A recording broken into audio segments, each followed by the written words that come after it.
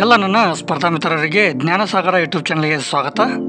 ಇವತ್ತು ದಾವಣಗೆರೆಯಲ್ಲಿ ಖಾಲಿಯಿರತಕ್ಕಂತಹ ಒಂದು ಅಂಗನವಾಡಿ ಹುದ್ದೆಗಳಿಗೆ ನೇಮಕಾತಿ ಮಾಡಲು ಒಂದು ಅರ್ಜಿಯನ್ನು ಕರೆದಿರತಕ್ಕಂಥದ್ದು. ಇದರ ಬಗ್ಗೆ ಒಂದು ಡೀಟೇಲ್ ಆಗಿರ್ತಕ್ಕಂಥ ಮಾಹಿತಿಯನ್ನು ಈ ವಿಡಿಯೋನಲ್ಲಿ ತಿಳ್ಕೊತಾ ಹೋಗೋಣ ಬನ್ನಿ. ಇಲ್ಲಿ ಖಾಲಿ ಇರ್ತಕ್ಕಂಥ ಒಟ್ಟು ಪೋಸ್ಟ್ಗಳನ್ನು ನೋಡೋದಾದರೆ 243 ಪೋಸ್ಟ್ಗಳು ಖಾಲಿ ಇರ್ತಕ್ಕಂಥದ್ದು. ಈ ಒಂದು ಜಾಬ್ ಲೊಕೇಶನ್ ಬಂದುಬಿಟ್ಟು ದಾವಣಗೆರೆ ಆಗಿರ್ತಕ್ಕಂಥದ್ದು, ಅಂದರೆ ಕರ್ನಾಟಕದಲ್ಲಿ. ಇನ್ನು ಪೋಸ್ಟ್ ನೇಮ್ ಬಂದುಬಿಟ್ಟು ಅಂಗನವಾಡಿ ವರ್ಕರ್ ಮತ್ತು ಹೆಲ್ಪರ್ ಪೋಸ್ಟ್ಗಳಿಗೆ ಒಂದು ನೇಮಕಾತಿಯನ್ನು ಕರೆದಿರ್ತಕ್ಕಂಥದ್ದು. ಇನ್ನು ಪೋಸ್ಟ್ಗಳ ಬಗ್ಗೆ ಒಂದು ಮಾಹಿತಿಯನ್ನು ನೋಡೋದಾದರೆ ದಾವಣಗೆರೆಯಲ್ಲಿ ಅಂಗನವಾಡಿ ಸಹಾಯಕಿಯರ ಒಂದು ಹುದ್ದೆಗಳಿಗೆ ಒಂದು 5 ಹುದ್ದೆಗಳು ಖಾಲಿ ಇರ್ತಕ್ಕಂಥದ್ದು. ಇನ್ನು ಅಂಗನವಾಡಿ ಹೆಲ್ಪರ್ ಹುದ್ದೆಗಳಿಗೆ 98 ಹುದ್ದೆಗಳು ಖಾಲಿ ಇರ್ತಕ್ಕಂಥದ್ದು. ಇನ್ನು ಹರಿಹರ ತಾಲೂಕಲ್ಲಿ 5 ಹುದ್ದೆಗಳು ಅಂಗನವಾಡಿ ವರ್ಕರ್ಗೆ ಖಾಲಿ ಇರ್ತಕ್ಕಂಥದ್ದು.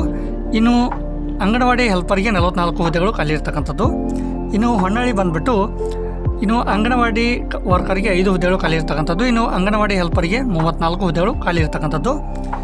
ಇನ್ನು ಜಗಳೂರು ಅಂತ ನೋಡ್ತೀವಿ, ಇಲ್ಲಿ 15 ಹುದ್ದೆಗಳು ಖಾಲಿ ಇರ್ತಕ್ಕಂಥದ್ದು. ಇನ್ನು ಅಂಗನವಾಡಿ ಹೆಲ್ಪರ್ಗೆ ಬಂದುಬಿಟ್ಟು 37 ಹುದ್ದೆಗಳು ಖಾಲಿ ಇರ್ತಕ್ಕಂಥದ್ದು. ಹೋಗೋಣ ಬನ್ನಿ. ಇಲ್ಲಿ ಅಂಗನವಾಡಿ ವರ್ಕರ್ಗೆ 30 ಪೋಸ್ಟ್ಗಳು ಖಾಲಿ ಇರ್ತಕ್ಕಂಥದ್ದು. ಇದು PUCಯನ್ನು ಪಾಸಾಗಿರಬೇಕು. ಇನ್ನು ಅಂಗನವಾಡಿ ಹೆಲ್ಪರ್ಗೆ ಬಂದುಬಿಟ್ಟು 213 ಪೋಸ್ಟ್ಗಳು ಖಾಲಿ ಇರ್ತಕ್ಕಂಥದ್ದು. ಇದು SSLCಯನ್ನು ಮುಗಿಸಿದ್ರೆ ಸಾಕಾಗ್ತದೆ, ಅಂದರೆ 10th ಪಾಸಾಗಿದ್ದರೆ ಸಾಕಾಗಿರ್ತದೆ.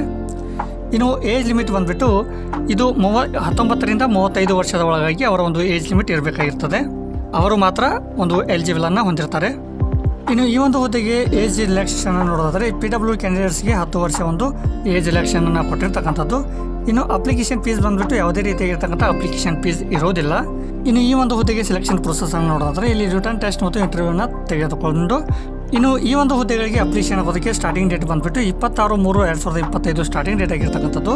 ಇನ್ನು ಲಾಸ್ಟ್ ಡೇಟ್ ಬಂದುಬಿಟ್ಟು 25 ಏಪ್ರಿಲ್ 2025 ಇದು ಲಾಸ್ಟ್ ಡೇಟ್ ಆಗಿರ್ತಕ್ಕಂಥದ್ದು. ಸೊ ಬೇಗ ಅಪ್ಲಿಕೇಶನ್ ಹಾಕೊಳ್ಳಿ ಅಂತ ಹೇಳ್ತಾ, ಇದರ ಒಂದು ನೋಟಿಫಿಕೇಶನ್ ಲಿಂಕನ್ನು ವಿಡಿಯೋನ ಕೆಳಗಡೆ ಡಿಸ್ಕ್ರಿಪ್ಷನ್ ಬಾಕ್ಸಲ್ಲಿ ಕೊಟ್ಟಿರ್ತೀನಿ. ಸೊ ಅಲ್ಲೇ ಹೋಗಿ ಡೌನ್ಲೋಡ್ ಮಾಡ್ಕೊಂಡ್ಬಿಟ್ಟು ಒಂದ್ಸಲ ಕರೆಕ್ಟಾಗಿ ನೋಡ್ಕೊಂಡ್ಬಿಟ್ಟು ಆಮೇಲೆ ಅಪ್ಲಿಕೇಶನ್ಗಳನ್ನ ಹಾಕ್ಕೊಳ್ಳಿ.